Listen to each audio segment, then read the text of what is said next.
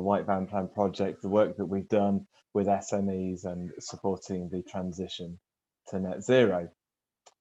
As I say, I'll give it a couple of minutes, but before we get underway, just a little bit of housekeeping. This is very much your event, and we really want you to be part of the conversation today. If you've got a question that you'd like to ask, then please put it in the Q&A section, and we will come to it when we get around to the Q&A session towards the end of the webinar. And we're really keen for you to ask your questions yourself. So you'll be muted, but if you pop your hand up, we'll unmute you and let you ask a question to the panel. Also, we're really keen to hear your views throughout. So if you have a comment or a thought or want to discuss anything that you've heard, then please do use the chat to get involved in the discussion and tell us what you think. And we recommend that for this webinar that you use the Zoom app. There's some functionality. We're going to do some polling later on. Some of that isn't supported if you use the browser, so it's not too late now if you want to switch over to the app. And then finally, please note that this webinar is being recorded. So I'm just going to give it a moment more for people to join us. So I'll just talk a little bit about what you can expect from today's session. So you're going to hear from a team of experts, so from UK Power Networks and from our delivery partner, Ricardo, who've been carrying out the research and analysis for the project. And they're going to share the insights as well as the actions that we're going to be taking forward in support of the future and to support SMEs and make sure no one's left behind in the transition to net zero. We're also delighted to have Miranda Barker here, who is Chief Executive from the East Lancashire Chamber of Commerce. And Miranda is going to be able to share the business perspective on the importance of ensuring that we address these barriers that we face and how we can move forward to net zero. So now we're a couple of minutes in, so we'll get underway. I'm going to hand over to my colleague Neil Madgwick, who is our Head of Connection Service Delivery at UK Power Networks. Over to you, Neil. Good afternoon, everybody, and I'm delighted to be here today, delighted to see you here, and excited to be introducing this project. So for those of you who sort of follow such things, you might have seen in the news yesterday that the sales of battery electric vehicles in June hit almost 20,000. Now that's some 5,000 more than diesel vehicles in the month, and a kind of 122% increase on where we were at this time last year. And that's the latest figures from the Society of Motor Manufacturers and Traders, the SMMT. To me, it really feels like that we could be reaching a tipping point, certainly in the domestic market, where we're moving away from those early adopters to mainstream adoption, and it's really, really exciting. From what we can observe at UK Power Networks, the same probably can't yet be said for the smaller business market, where there's such a diverse range of businesses of different sizes with different needs and different priorities, that the opportunities, as well as those challenges and barriers that they face to transitioning to electric vehicles and other forms of low carbon technology, are possibly less well understood. Hence the project that we're going to talk to you about today. We recognise this in our role in bringing the power to these businesses in our network area, and we believe it's really important that we help this significant market segment participate in the transition to a low carbon economy. I was surprised, I have to say, when I learned that there are in our network area alone, a big network area, but not the whole country by any means. There are more than 2 million SMEs, all of whom need our help and guidance and inspiration from the whole EV supply chain, from the sort of the manufacturers and installers to people like ourselves, the network operators, energy suppliers, as well as local authorities and expert and regional trade bodies, as we have on the webinar today. That's why I'm so pleased that we've got so many of you on this webinar today who gave time and support, and a big thank you for your time and support to the research project, and are here to help us today to sort of get a better insight and understanding how we can work together to help those businesses, large and small.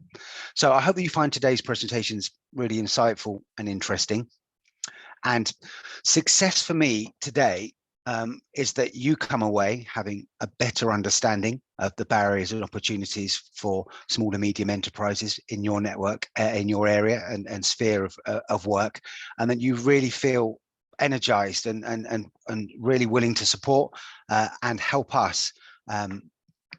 We work with small businesses to help them on their way to swapping their diesel cars and vans or fleets to a low carbon alternative. So thank you very much, and I look forward to hearing your comments as we go through the day.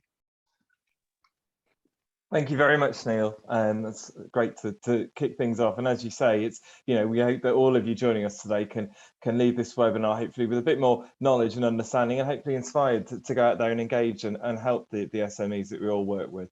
So to get that business perspective, I'm now going to hand over to Miranda Barker, who, as I say, is Chief Executive of East Lancashire Chamber of Commerce. And Miranda's going to give us some more context to our research project and why it's so fundamental we ensure that SMEs aren't left behind in this transition. Over to you, Miranda. Thank you very much. It's great to be here. I'm the Chief Executive of East Lancashire Chamber of Commerce, so that's as it sounds like, in East Lancashire. And we're a really heavy manufacturing area, and a lot of businesses not based in cities but based in towns.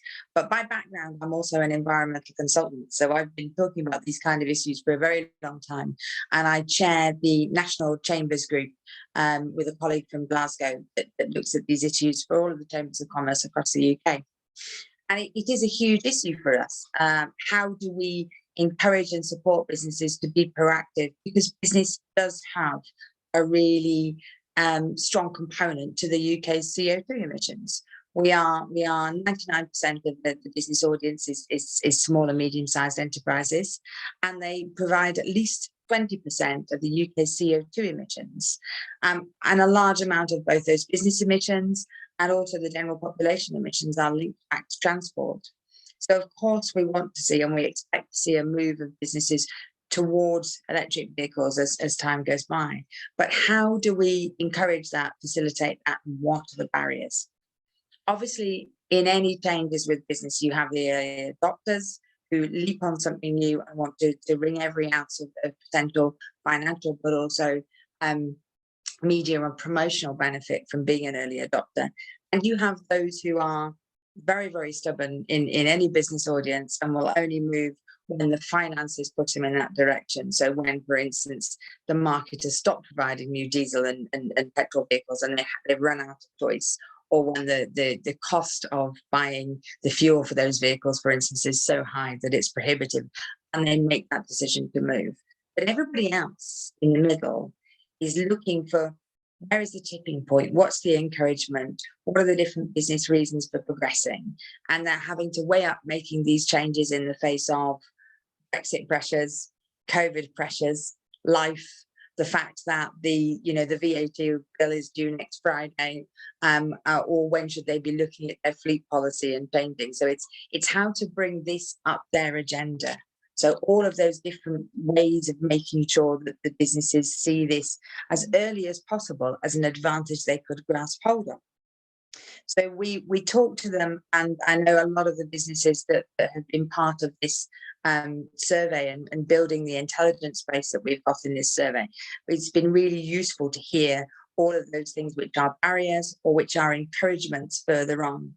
But looking at a few of those, some of those are things like having to give a sustainability strategy, or in the new language, a social value strategy when you're talking to the public sector, if you're bidding for contracts with them, or when you're talking to overseas clients, especially where they're wanting to see the sustainability strategy and say there is a pathway to transitioning.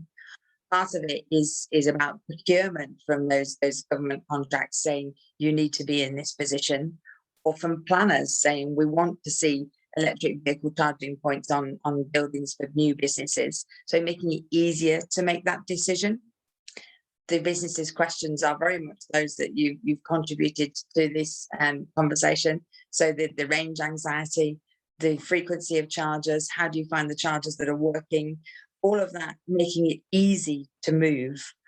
But the other side of the coin is how you can actually use this progression to really appeal to your audience.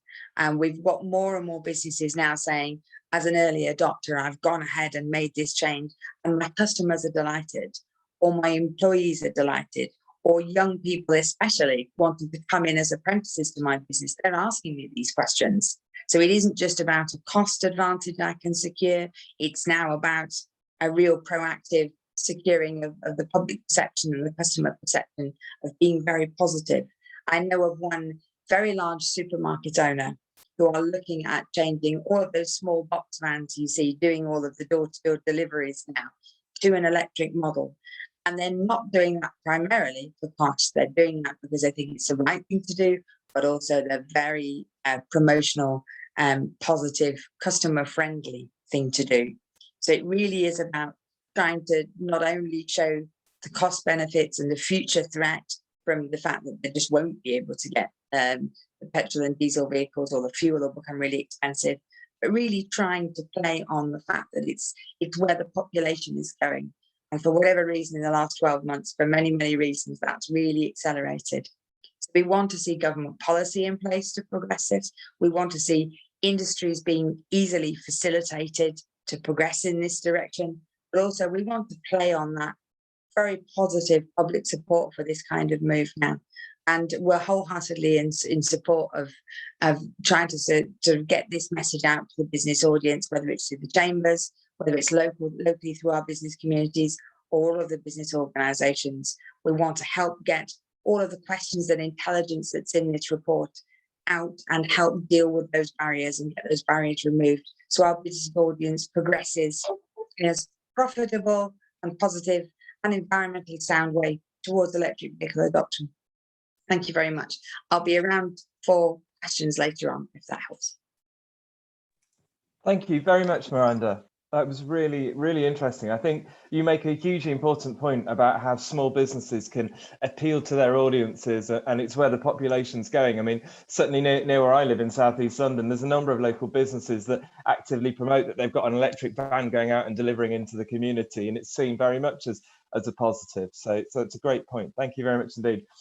So collaboration is going to be absolutely vital to us moving forward. It's only by, the challenges that we all face in reaching net zero are too great for any individual organisation or sector or business to achieve. So we need to work together to meet these challenges head on. So now we're going to share with you some of the most important insights from the White Van Plan research that we've been doing.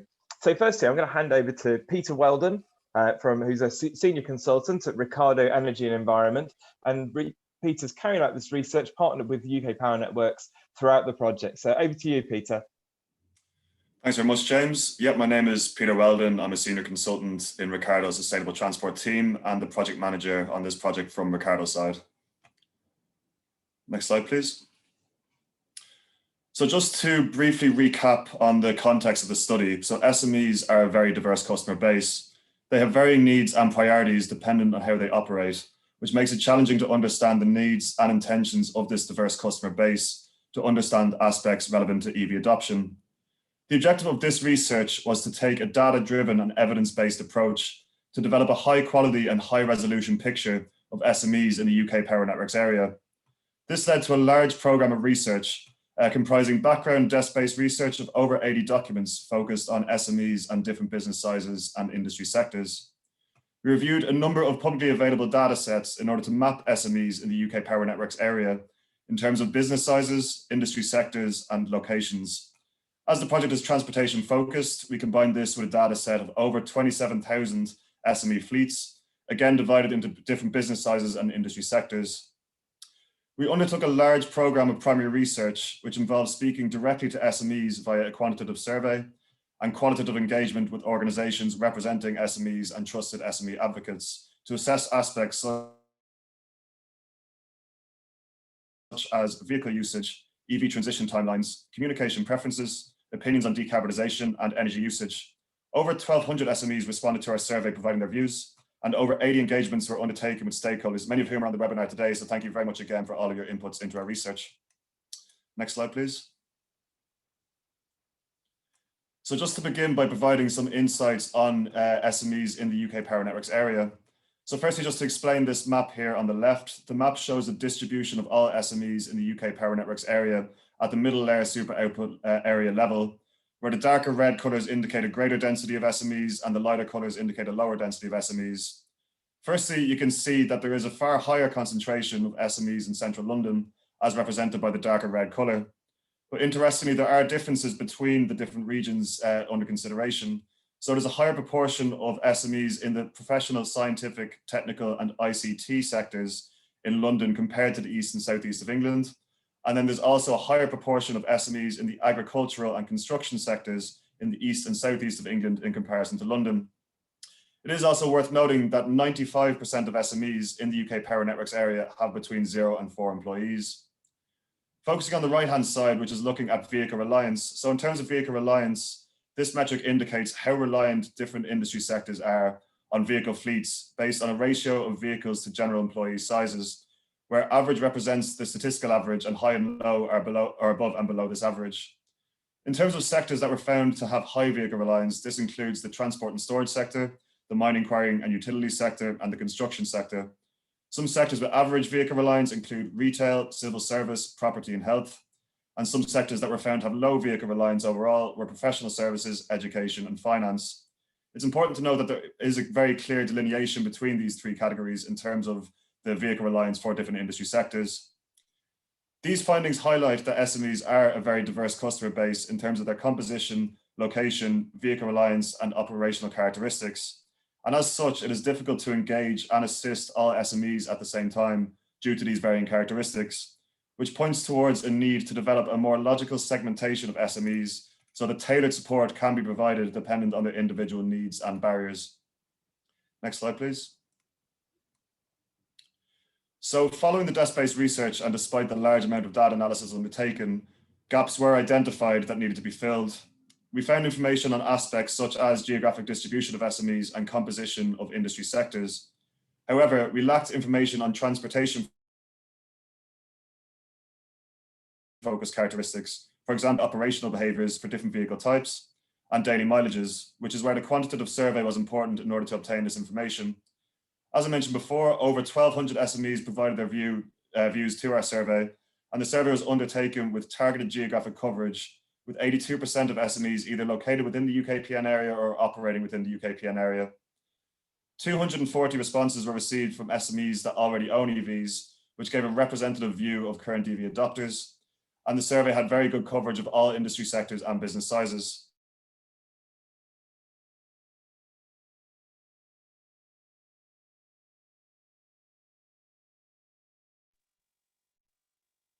Okay, we appear to have lost. You're back, Peter.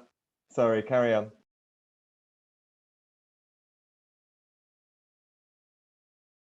The qualitative engagement was also one of those. Thank you. Just to focus on some key insights from the survey, I focused on key insights that contributed to the eventual transportation-based segmentation of SME customers. So firstly, just to focus on fleets and operations, we found that SME vehicles are used mostly in the morning and afternoon, but that larger vehicles are twice as likely to operate at nighttime. In terms of cars and vans, we found that cars are the most common vehicle type in that it is most likely that any given SME operates a car.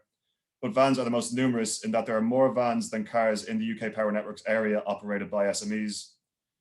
We also found higher HGV shares in the mining, quarrying and utilities sector and the transport and storage sector.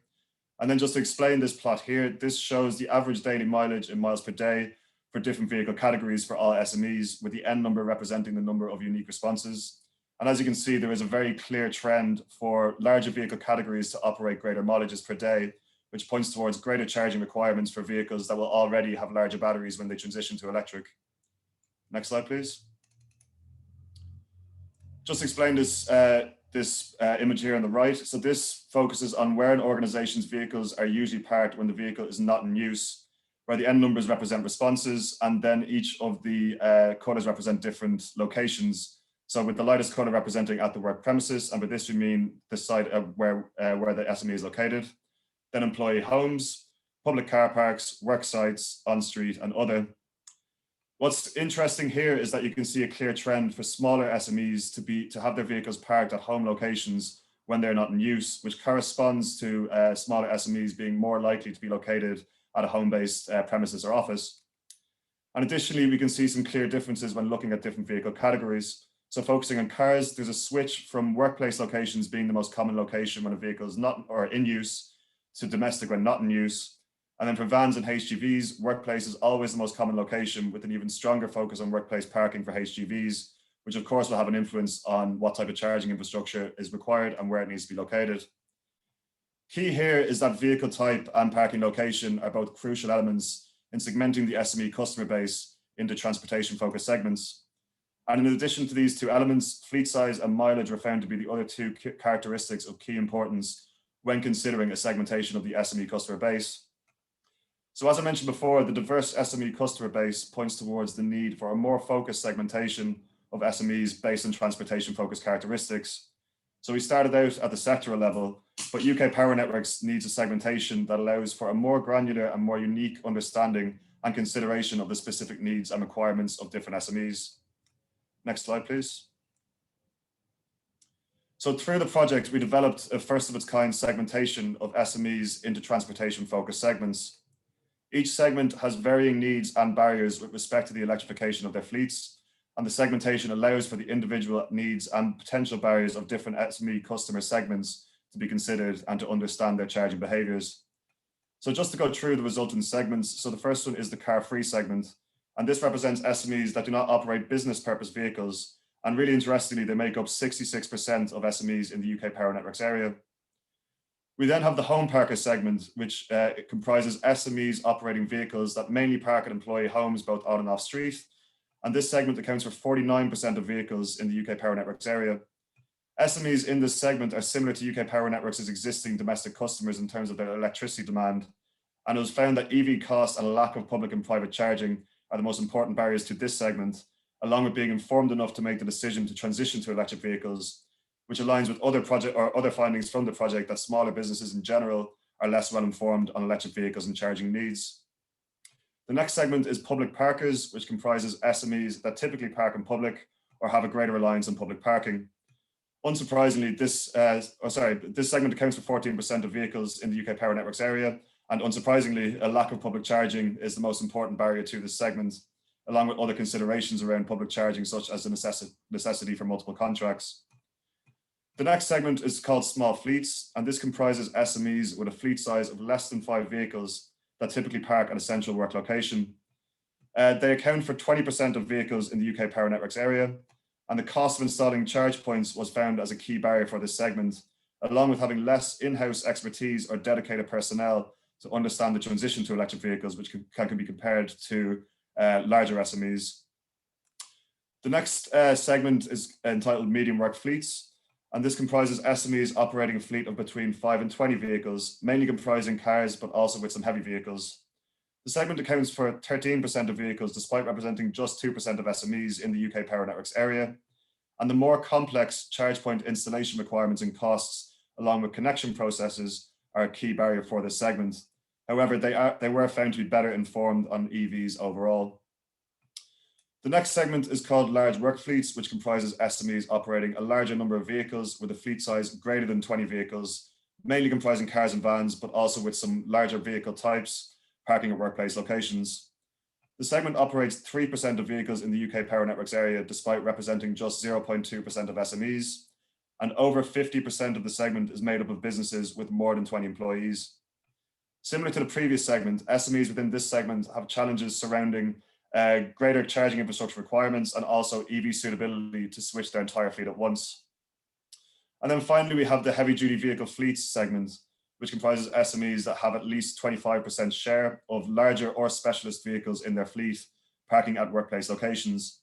They account for 1% of vehicles in the UK Power Networks area, and electric vehicle suitability for larger or specialist vehicle categories is a key barrier for this segment, along with the higher costs of larger vehicles and the potential necessity for higher powered chargers to charge up the vehicles, considering they already have larger batteries. It's important to note that all SMEs fall into one of these segments, and SMEs in each segment do have their unique barriers and opportunities on their EV transition journeys, which allows UK Power Networks to offer tailored support to assist SMEs in the transition. Thanks very much for listening. I'm happy to answer any questions during the Q&A session. Thank you very much indeed, Peter. That was excellent. So, some really powerful insights there, and well done for ploughing on through a couple of minor connection issues. We've all been there, so I know what it's like. Now, a question for the audience before we move on.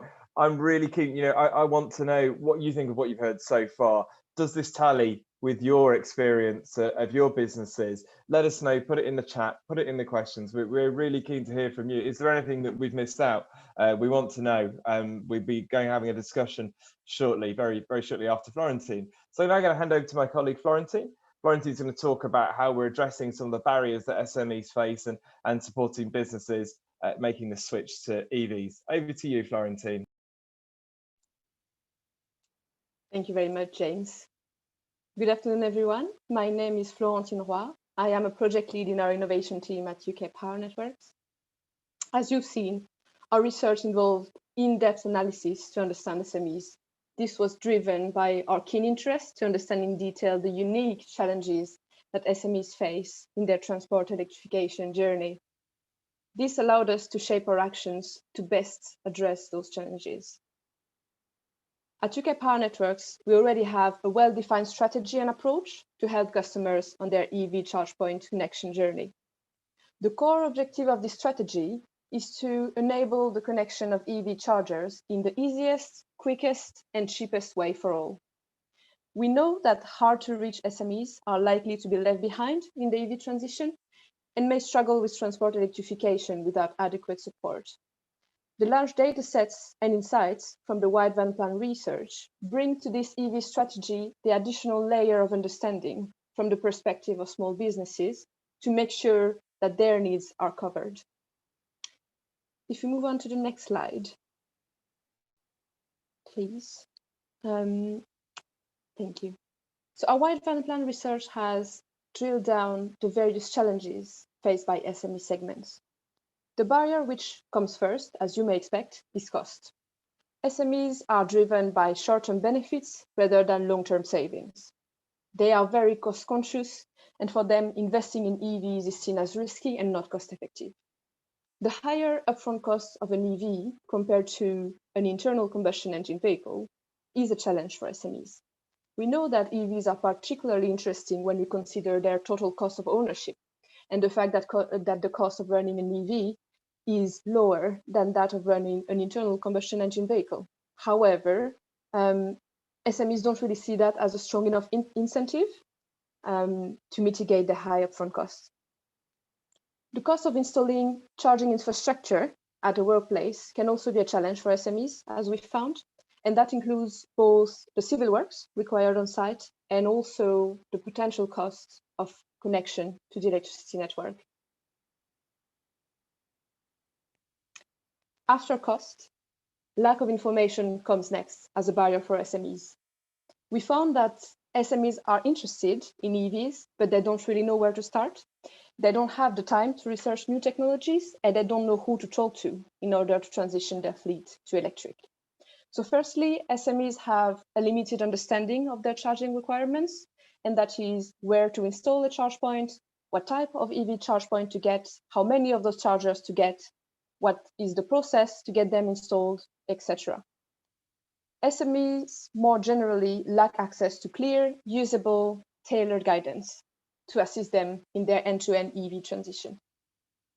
I was surprised also, I must admit, to realize in this project that the lack of information results in additional barriers for SMEs, in the sense that because SMEs don't necessarily have enough information or sufficient information to have the full picture, they would perceive barriers that are not even necessarily true barriers, or are not necessarily here.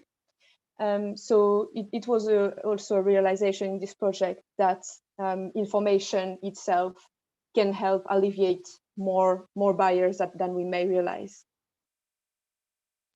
Finally, after cost and lack of easily accessible information, the third barrier is infrastructure. SMEs tend to think that there are not enough public charge points and that those out there are not the most convenient to use due to the multiplicity of charge point operators who all have their own app and way of operating the charger. Our research also highlighted that there is less public charging infrastructure available in rural areas, which can be an additional barrier.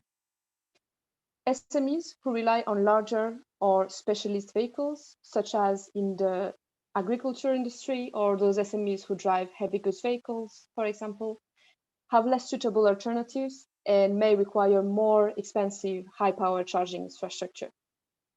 So to sum up, the top 3 barriers faced by SMEs are firstly the cost, followed by the lack of clear and easy to use information and infrastructure.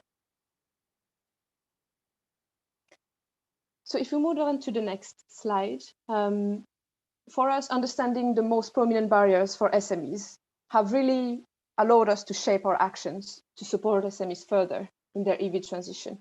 So as a first action, we wanted to share with you and with the industry findings and insights from our research. White Van Plan is an extensive piece, and we believe that the industry can benefit from these insights to decide on which actions they can take to be part of the solutions for SMEs. As the electricity distribution network operator, we are part of the solution, but we can't address all challenges alone. And that's why we are hosting this webinar today, and we will also be sharing the report with our findings in a few weeks' time. So if you want us to share it with you, please drop us a line at the email address, which is displayed on the slide. Our second action is to support organizations who engage directly with SMEs. There are a lot of such organizations, and we engage with many during the White Van Plan research.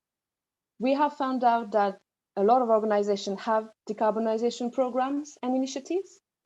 So we want to invite you today to engage with us and to involve us in your working groups so that we can support you in your decarbonization ambitions by bringing in the network connection expertise. Our third action is to develop some information material tailored to SME segments.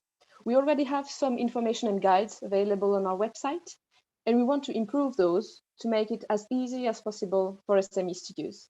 We would like to work with SME trade organizations to come up with the most useful material and also to disseminate it to SMEs. Because SMEs usually don't know who we are, don't know who the electricity network operator is, or even what type of advice or information they can get from us. So we would really need your help to share this information and make SMEs aware of it. And finally, we will host some roadshows for SMEs later in the year. These will be drop-in sessions for SMEs to come and receive direct advice from our experts on what they need to consider for the connection of their electric vehicle charge points. We will adjust the times and formats of the sessions to make it as convenient as possible for SMEs to attend, because we know it's not always easy for SMEs to attend this sort of sessions as it may be for larger organizations. We will need your help also in spreading the word out to SMEs to let them know that there is this opportunity set up just for them. So in summary, this year we will share our findings with the industry to make sure that we can collectively address barriers for all SMEs beyond the electricity network. We will support SME trade bodies in their decarbonization programs. We will tailor information material to SME segments and share it with SMEs. And we will host advice sessions for SMEs. If we want to reach SMEs with all of these actions, we will need your help, as most SMEs don't know us, as I was telling you. So please engage with us and help us help SMEs. I will now hand back to James to go through some polling and get your view on some of these key questions. Thank you very much indeed, Florentine. It's great to know how, as a business, that we're committed to co-designing our future services with our customers. So now you've listened to us for a little while. Now we're going to ask you a few questions. So we've got 4 quick polls coming up. Then we're going to move on to our Q&A discussion. We're already getting some questions through, which is great. I know some of you have got your hands up as well. So the first question, just one thing to point out, this works best if you're using the Zoom app. So if you're on the browser and you can't see anything, I apologize, but the Zoom app. So you can see here, what do you think are the most prominent barriers that SMEs face? So you can pick 2 of these. So we've got costs, we've got questions around understanding and access, we've got a lack of guidance, and then obviously infrastructure. I'm just going to look over to my colleague Emily and see, have many people voted? Can we?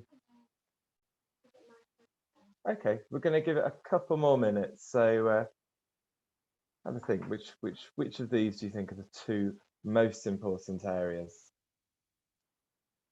There are still votes coming in. It's going up as we speak. Let's show the results. Okay, so I don't think there's any huge surprises there. I think cost is the clear winner isn't the word, but the clear front runner. But it seems that there is a clear role for tailored guidance for SMEs as well. Okay, fantastic, thank you. And let's move to the next poll, please, Emily.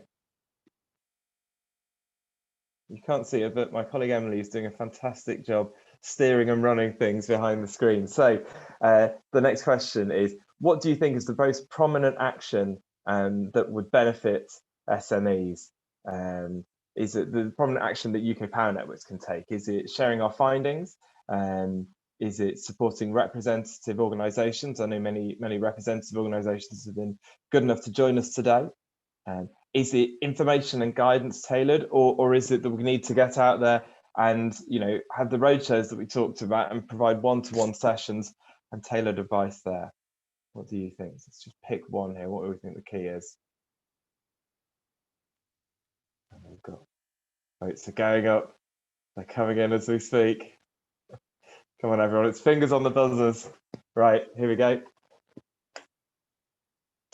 Okay, so tailored information and guidance. Well, I think that's come through very clearly. So I think it's a job for us to get that that kind of straightforward, digestible guidance in such a way that the SMEs can consume exactly the information that they need. As Miranda said at the start, these are very busy people who are focusing on paying the bills and focusing on the day job. Fantastic. Okay, so the next question is a very simple yes and no question. Do you think it's more difficult for SMEs to transition to electric vehicles compared to other businesses, be they large corporates or public sector?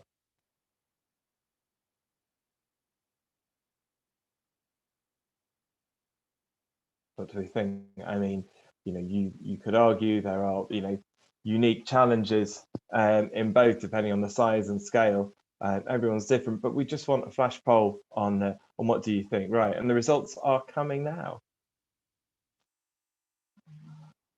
I'd say that's pretty close. I mean, it's clearly, yeah.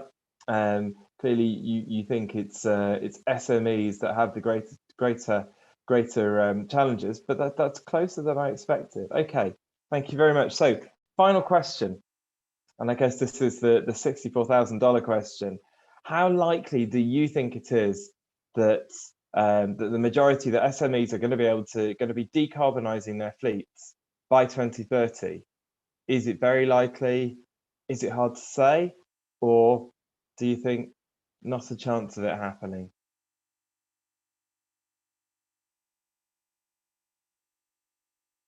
Okay, we're just going to give a moment for the votes to come in, and then we're going to move on to the Q&A. There we go. Interesting. It depends which way you view this. There is certainly some positivity in the room.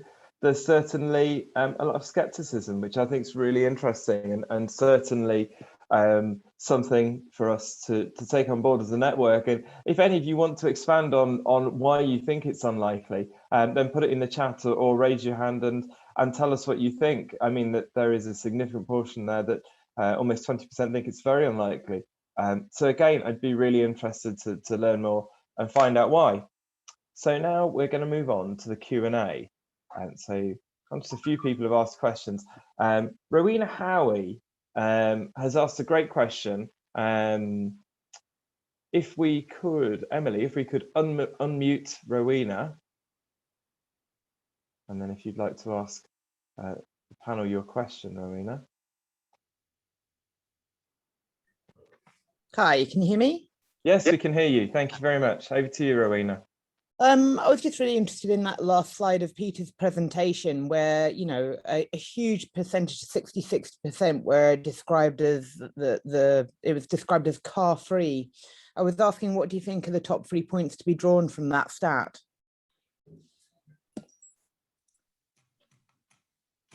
Great, I'm happy to kick us off with the response to that. That sounds okay. Thanks very much for the question. Firstly, just to respond to Denise's comment, it is vehicle free rather than car free, so it's not just solely based on cars.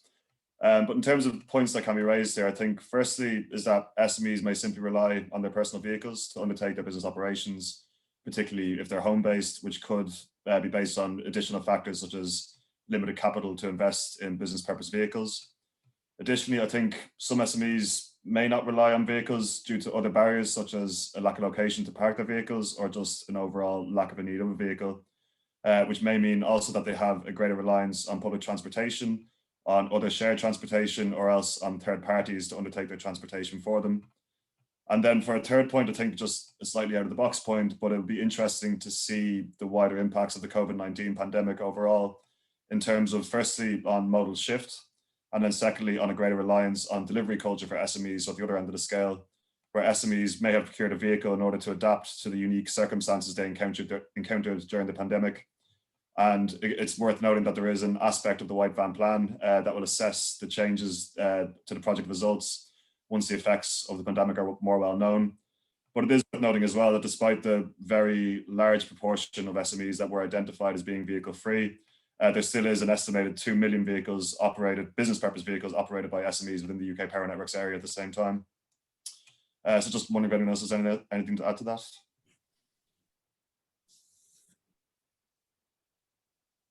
Nope. Fantastic. No, thank you very much indeed, Peter. It's a great answer. So Chris Ashley has his hand up to ask a question. If we could unmute Chris, if you're happy to ask your question, Chris. Sorry, can everybody hear me? I can hear you just fine, Chris. Go ahead. Yeah, Chris Ashley from the Road Haulage Association. First of all, a great presentation from Peter, and I know that we certainly took part in that as a representative organisation. It's a comment and a question, really. My comment is that this is great evidence to show, what the needs of SMEs are, that it's a diverse network. And I would suggest we've some quite complex needs, actually, in terms of how we transition to net zero.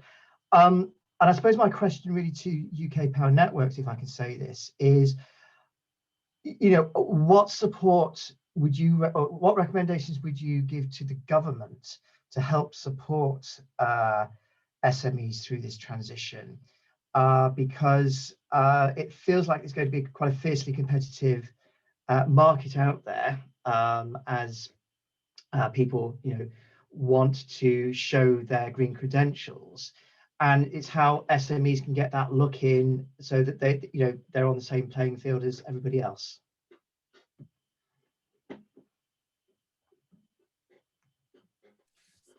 Great, thanks very much, Chris, and again, thanks again for your contributions to the study as well. I think I'll kick us off with this one. I think that, again, looking at the segmentation approach that we looked at through this project, I think the type of government support would vary depending on the SMEs you're looking at. So again, we do know that SMEs are very cost conscious. So I think that any funding assistance that can assist in lessening the overall cost of transitioning to electric vehicles will always be helpful. We know that the charging infrastructure guidance for installations has changed to have a greater focus on SMEs.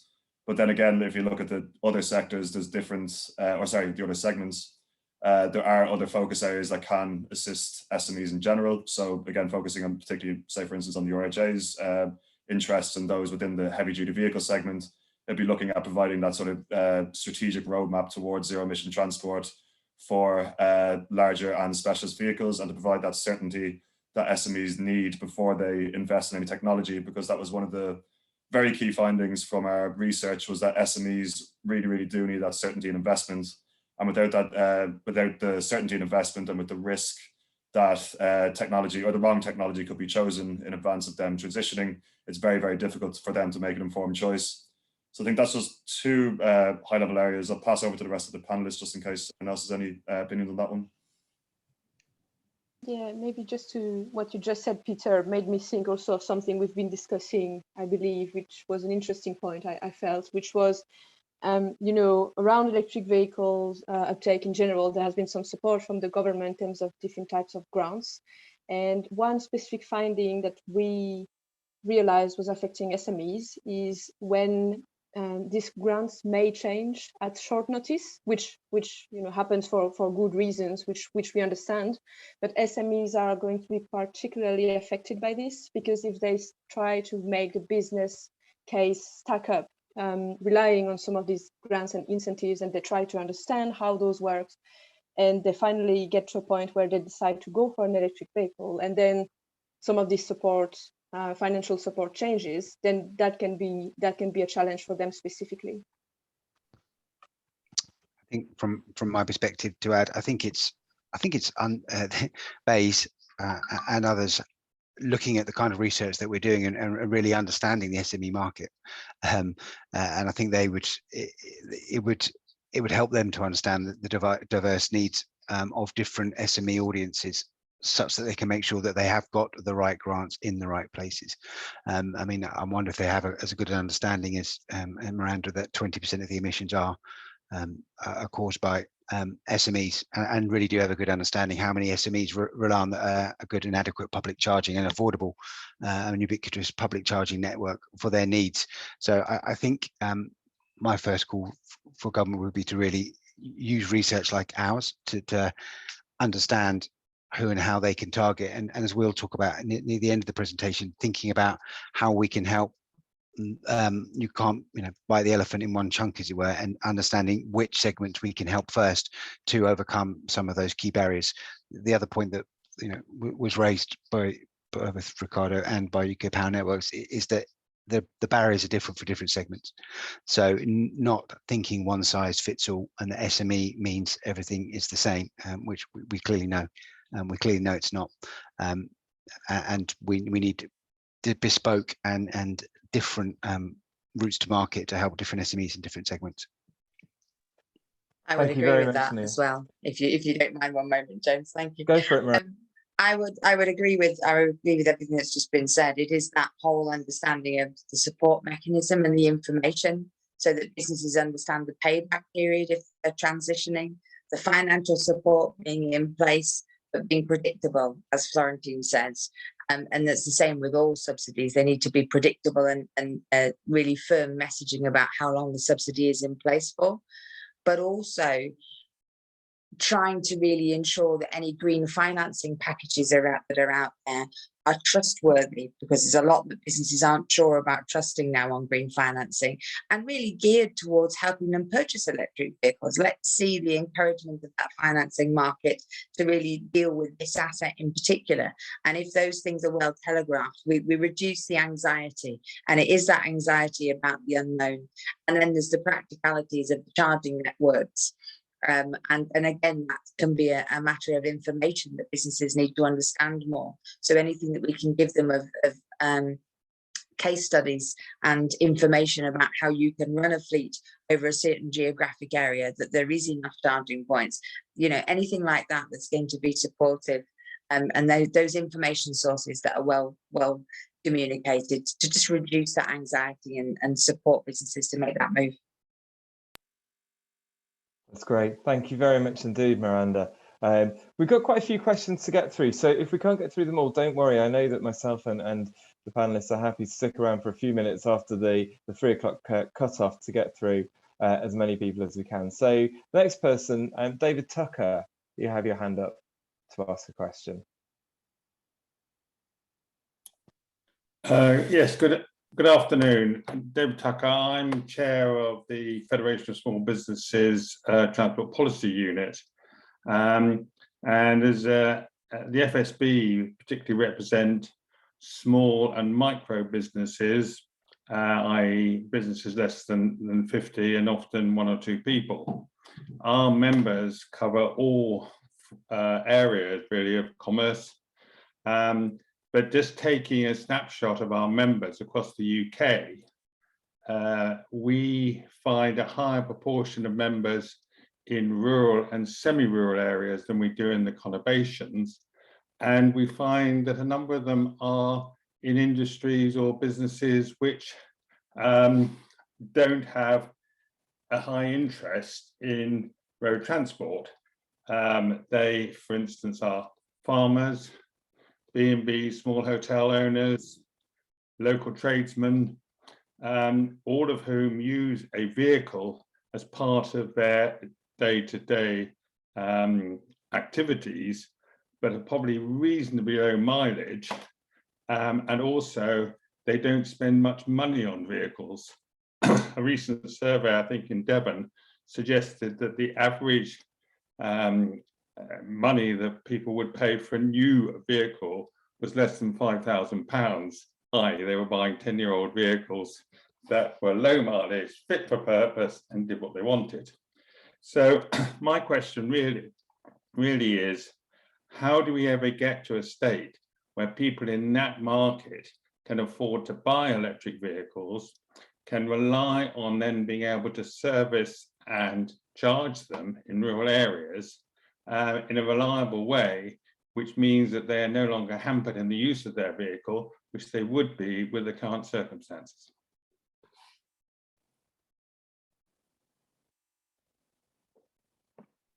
Who on the panel would like to pick that up? I'm looking at Mr. Madrick. It's a great question, and living in a rural, very rural area with lots of farmland and farmers and the such, I understand. And I think again, it's partly to there's two things, isn't there? One is we saw that the largest barrier was vehicle price, and I think until we get a mature second-hand market for vehicles, reliable vehicles with an adequate range, I think the answer is we might struggle, because you're not overnight going to get somebody who's willing to pay £5,000 willing to pay £35,000. I think that's fairly obvious, isn't it? So I think a second-hand market, and I know a couple of my colleagues in this building, I mean, actually, today, have purchased recently second-hand, second-generation Leafs for sort of that kind of money, so maybe a little bit more. So I think that sounds like a prerequisite.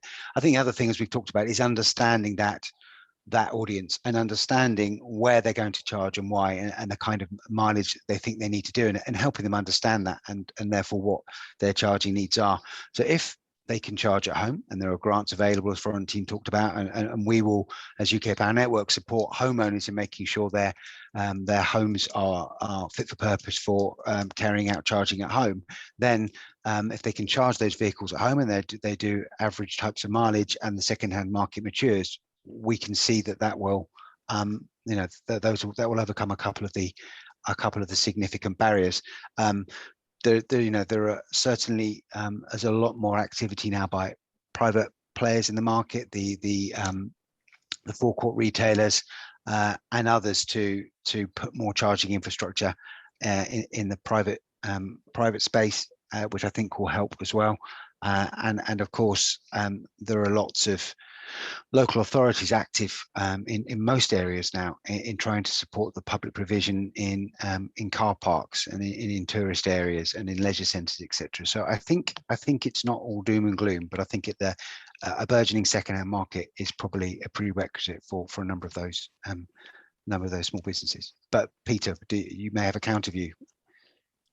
No, I don't have a counter view. I think that's again very true. I think one thing I'd just like to add in terms of addressing the maintenance part of that as well is just the significant challenge that does pose to the overall maintenance industry for electric vehicles.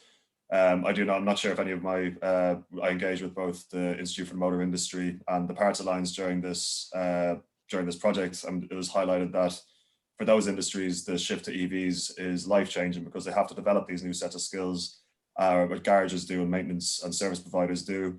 So there are programs of training that are being rolled out to ensure that no matter where the vehicles are located, there will be the skills there in order to maintain the vehicles. But obviously, that is in and of itself a very challenging endeavour in order to roll out the skills across the country at the same time.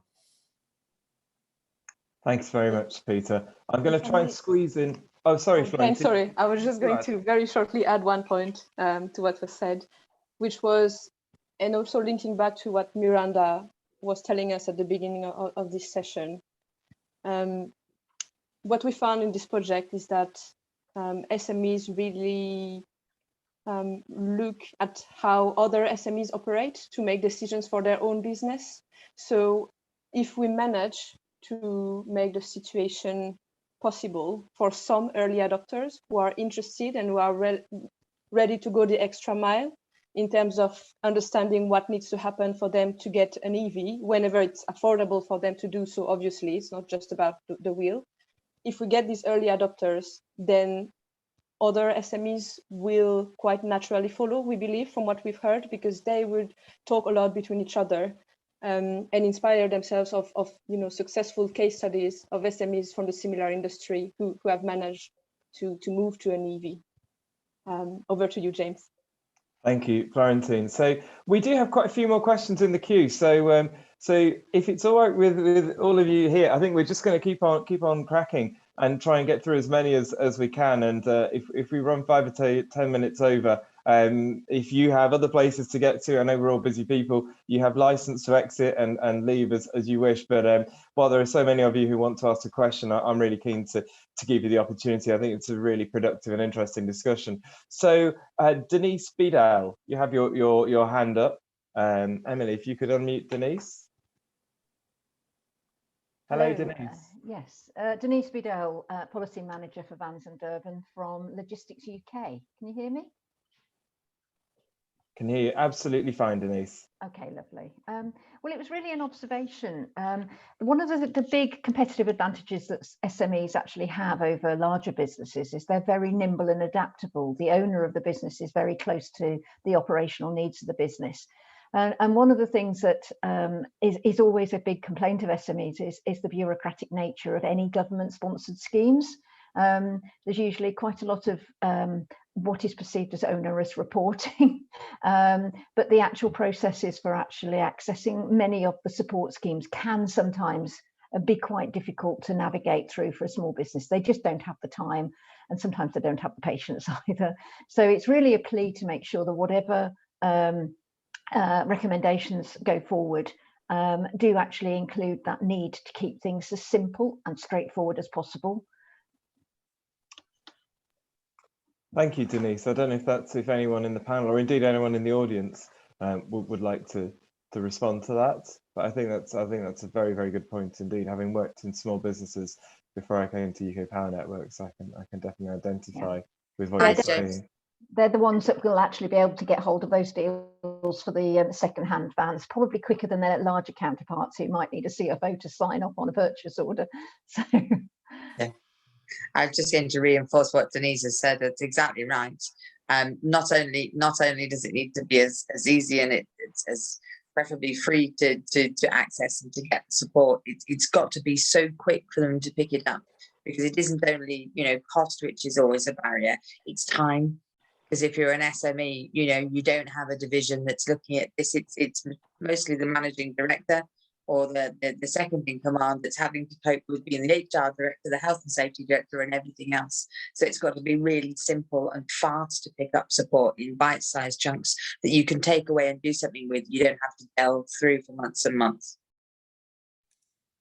Yeah, and just to build on that as well, the findings from the research completely agree with that as well. It's one of the biggest barriers that we found encountering SMEs is just the overall resource constraints and the different aspects that they already have to consider in terms of just general business survival. So again, the more complicated the processes, the less likely they are to engage with it at an earlier date than they otherwise would. So again, very important point. Does anybody have anything to add to that? Fantastic. Right, I've got 3 more questions I'm going to try and get through, if you're okay to hang around. We've still got plenty of people involved, so we'll keep going. So Sat Pillai, you've asked a couple of questions about how we got our data. If Sat is still around, Emily?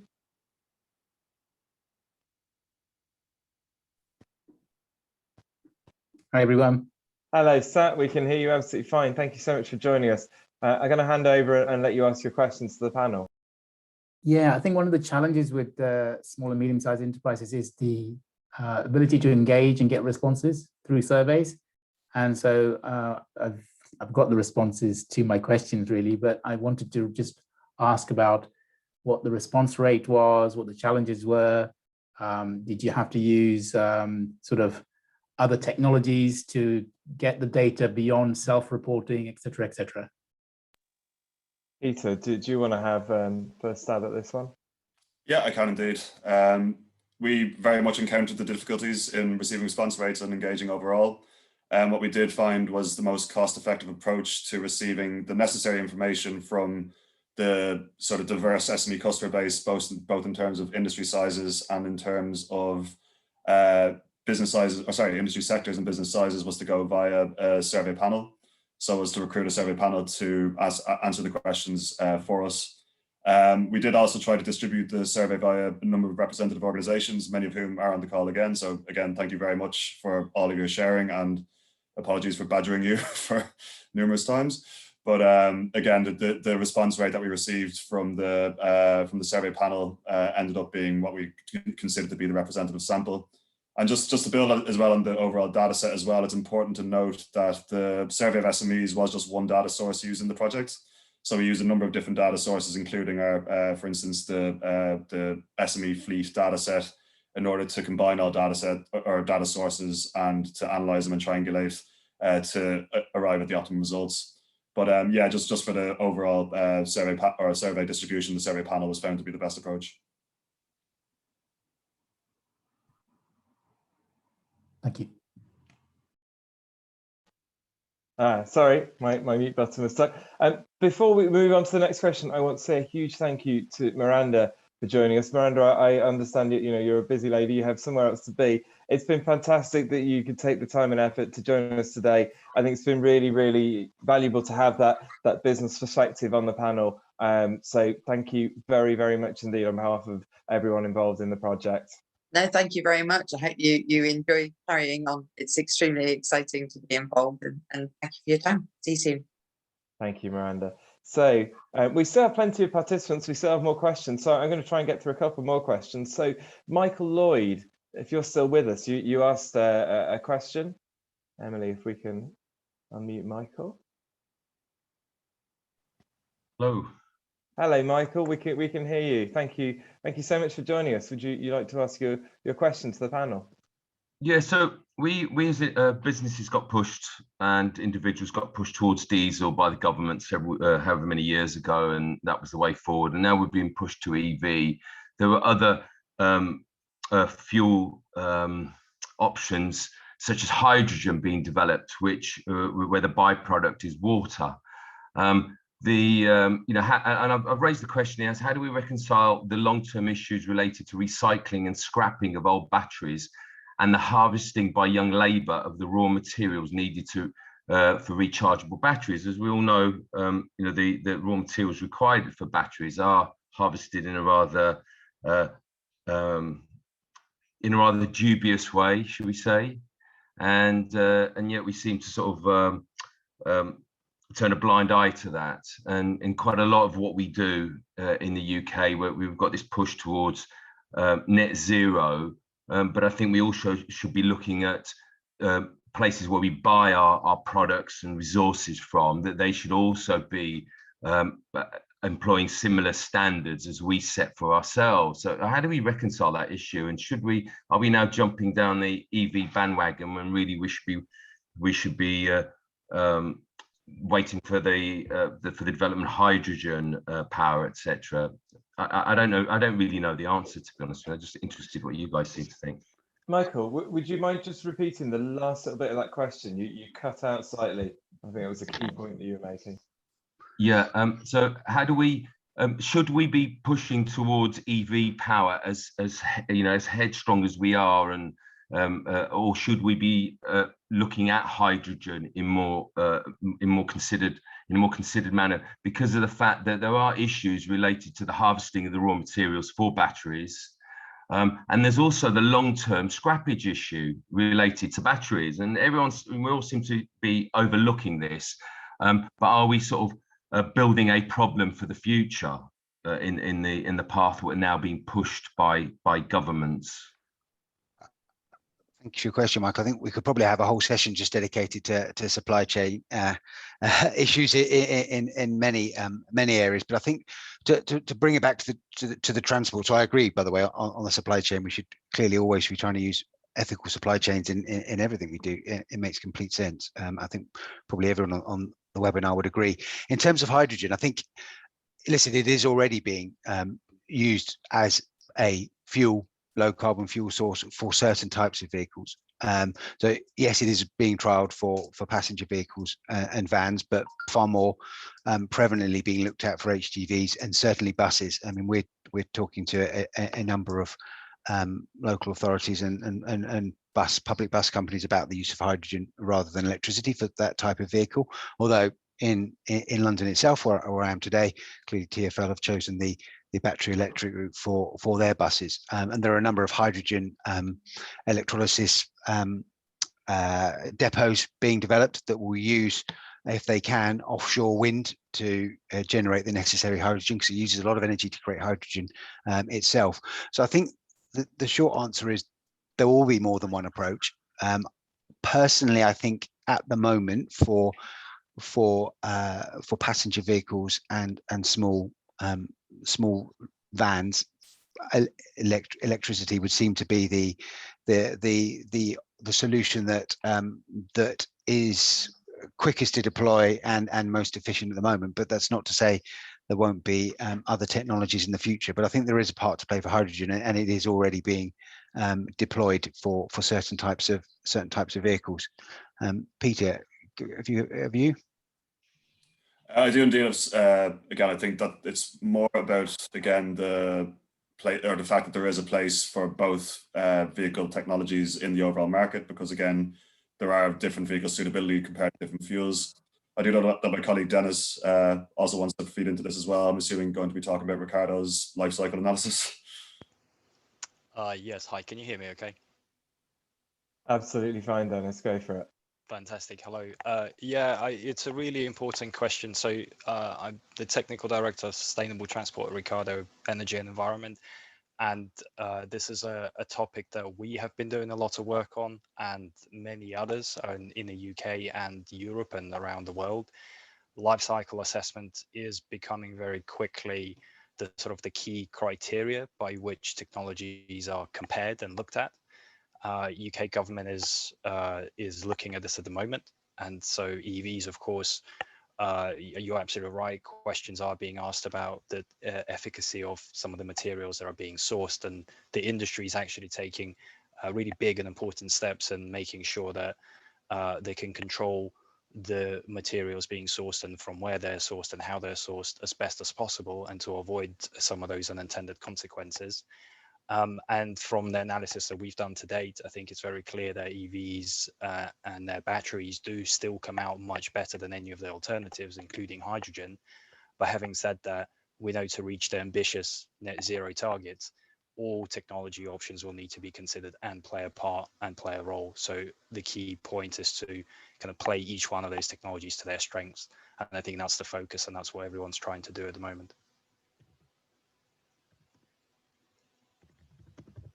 Excellent. Thank you very much, Dennis.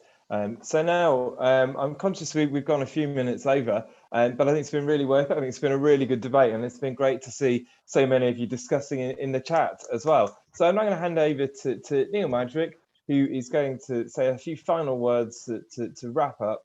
But on my behalf, a huge thank you to all of you for joining us today, especially to my colleague Emily, who has made things run so smoothly. She sat right opposite me behind the screen and has to you to wrap up. Thank you, James, and thank you to all the participants and all the questions. One's never sure with this type of webinar how many questions you'll get and how many people will participate in the polls, but the data is really, really valuable. So a big thank you to presenters for their support, and of course the audience. And I think what's pleasing for me, is that the barriers that you talked about, the cost of the infrastructure, the tailored guidance, the vehicles, resonates with what we've learned, which is obviously good. And the good thing for us is it's an area that we can definitely help with. So we can definitely support and work with you and to develop tailored guidance, support SMEs in understanding and dealing with the cost of charging infrastructure.